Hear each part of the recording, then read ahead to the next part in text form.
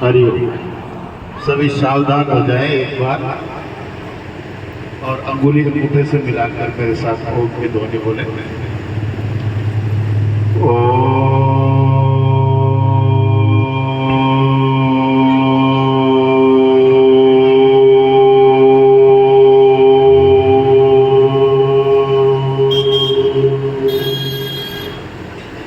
चैतन्यं शाश्वतं शान्तं व्योमातीतं निरञ्जनं नादबिन्दुकलातीतं तस्मै श्रीगुरुवे नमः।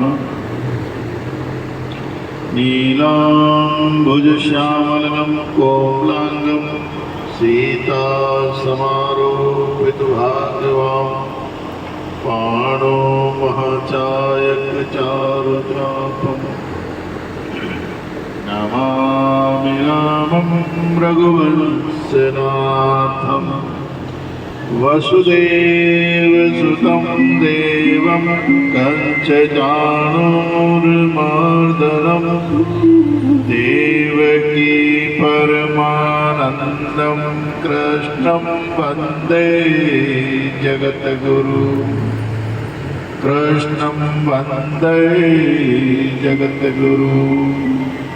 प्रेम से बोलिए सच्चिदानंद भगवान की सद्गुरुदेव महाराज की श्री वेद व्यास जी महाराज की श्री सुखदेव जी महाराज की राजा परीक्षित जी महाराज की सब हरि भक्तन की गंगा गीता गायत्री गौ माता की भारत माता की वंदे वंदे। आइए 2 मिनट वाणी को पवित्र करने के लिए भगवान नाम ले लें और सभी बड़े भाव से ले लें। कृष्ण जिनका नाम है गोकुल जिनका धाम है। कृष्ण जिनका नाम है गोकुल जिनका धाम है। कृष्ण जिनका नाम है गोकुल जिनका धाम है। कृष्ण जिनका नाम है गोकुल जिनका धाम है। ऐसे श्री भगवान को बारंबार प्रणाम है। ऐसे श्री भगवान को बारंबार प्रणाम है। जसमत जिनकी मैया है नंद जिनके बप्पा है। जसमत जिनकी मैया है नंद जिनके बप्पा है। जसमत जिनकी मैया है नंद जिनके बप्पा है। जसमत जिनकी मैया है नंद जिनके बप्पा है। ऐसे श्री भगवान को बारंबार प्रणाम है। ऐसे श्री भगवान को बारंबार प्रणाम है। ऐसे श्री भगवान को बारंबार प्रणाम है। ऐसे श्री भगवान को बारंबार अर्चनीय वंदनीय प्रातः स्मरणीय जगत नियंता की चरण चरण में विराजमान अखिल ब्रह्मांड नायक पर ब्रह्म परमात्मा सदगुरुदेव एवं जगत जननी गौ माता के चरणारविंदों में 700 दंडोत प्रणाम करते हुए मंच पर विराजमान व्यासपीठ को सुशोभित करने वाले यथा नाम तथो गुणः ऐसे हमारे पंडित दामोदर भरद्वाज जी महाराज जो आपको पिछले 3 दिवस से श्रीमद् भागवत कथा श्रवण करवा रहे हैं और परम विद्वान और भागवत के ब्रह्मज्ञ और ब्रज भाषा में सुना रहे हैं आपको। और हमारे समकक्ष विराजमान परम श्रद्धेय ब्रह्म आदरणीय आचार्य पीठाधीश्वर महामंडलेश्वर डॉक्टर स्वामी शिव स्वरूपानंद जी महाराज जो स्वयं भागवतकार हैं, आप भी बहुत ही सुंदर भागवत का वाचन करते हैं और देश प्रदेश विदेशों तक आपका कार्यक्रम रहते हैं।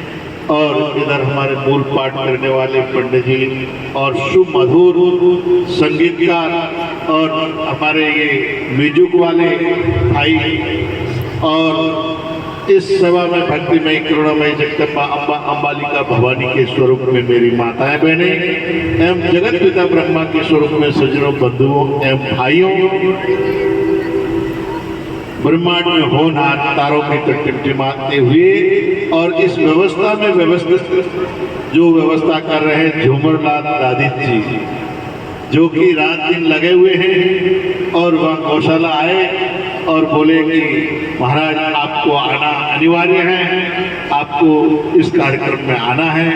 तो इन्होंने बहुत बार कहा, तो आज मैं आ रहा था तो हमारे महामंडलेश्वर जी से भी मैंने कहा हमारे पार्श्वनाथ नगर में आशीर्वाद लेने के लिए आप पधारें और आप यहाँ इस नगर में कई इनके शिष्य लोग हैं जो यहाँ पधारते भी हैं।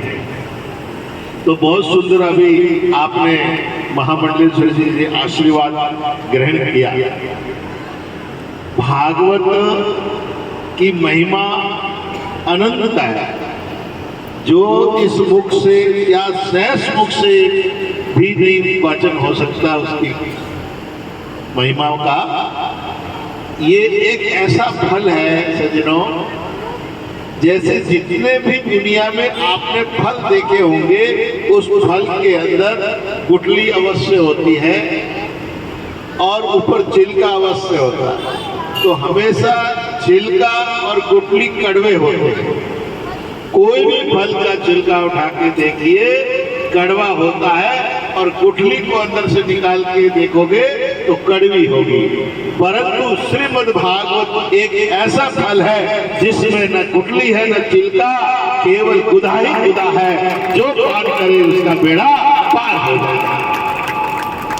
इसलिए सज्जनों, ये श्रीमद् भागवत भगवान श्री कृष्णमय का वाङ्मय स्वरूप है। इस धरती से जब भगवान ने गमन किया उस समय उद्धव जी ने पूछा था कि महाराज आप इस धरती से गमन कर रहे हैं और आपके अनुयायी, आपको मानने वाले, आपके भक्त कैसे जिएंगे, कैसे आपके दर्शन करेंगे और कैसे वो क्या करेंगे। तब उद्धव जी को भगवान श्री राम, भगवान श्री कृष्ण जी ने कहा था कि महाराज ये जो मेरा वाङ्मय स्वरूप है, श्रीमद् भागवत की पोथी जो है वो कोई पोथी नहीं है, वो साक्षात मेरा स्वरूप है। और ये देखो साक्षात स्वरूप भगवान का भी पधार गया है। और श्री राजा रामचंद्र भगवान की जय। जो साक्षात भगवान इधर तो श्रीमद् भागवत के रूप में और इधर बाल कृष्ण के लाल के रूप में अवतार हुआ है। कन्हैया लाल पधारे हैं और कन्हैया लाल का विशेष ये श्रीमद् भागवत कथा में आगमन ही विशेष है। आज चौथा दिवस है श्रीमद् भागवत का, आज भगवान का प्रादुर्भाव हुआ है। तो इसलिए श्रीमद् भागवत कथा ऐसा फल है जिस फल को हमेशा आप मान करें। और मुक्ति की गारंटी जो कही गई है वो श्रीमद् भागवत कथा ही है। और श्रीमद् भागवत कथा में क्यों मुक्ति दी गई है, मुक्ति शुल्क क्यों है, इसका कारण है कि भगवान श्री राम की कथा और भगवान राम का जीवन जो है वो हमेशा स्वर्ग की जीवन है।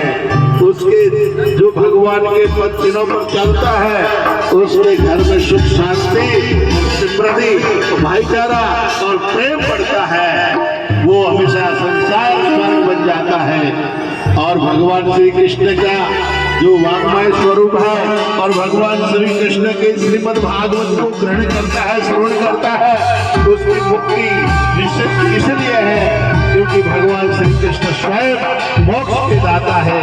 तो ऐसे ही आज श्रीमद् भागवत कथा में आप सबका ये भगवान का स्वरूप आज प्रकट हुआ है।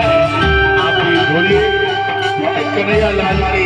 अभी मैं ज्यादा नहीं कहते हुए यही अपनी वाणी को विराम दूंगा और आगे भगवान का उत्सव आप मनाएं। और आपसे रिक्वेस्ट है, निवेदन है कि हमारे यहाँ गौ सेवा विशेष रूप से होती है। जो आपने अभी सुना होगा, हमारे दामोदर जी जो पंडित जी है वो हमेशा गौ सेवा के लिए ही हमारी कथा क्या करते हैं। जहाँ तहाँ भी आप भी बढ़ चढ़ कर गौ सेवा का दान देवे और गायों की सेवा देवे। लगभग 700 गोवंश है, लूली, लगड़ी, अंधी, पांगली, जिन गायों की सेवा में हमेशा दामोदर जी लगे रहते हैं। ये पूरी टीम गौ सेवा में लगी रहती है।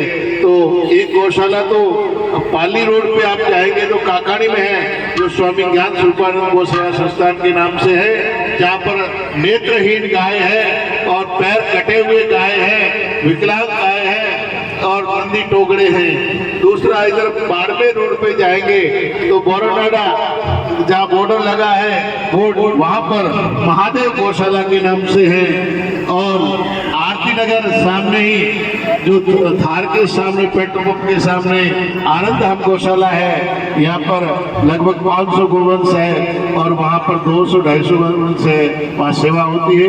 तो श्रीमद् भागवत कथा का श्रवण लाभ जब ही है कि महाराज श्री ने बताया, पहला है धन का उपयोग दान, दूसरा है भोग, तीसरा है नाश।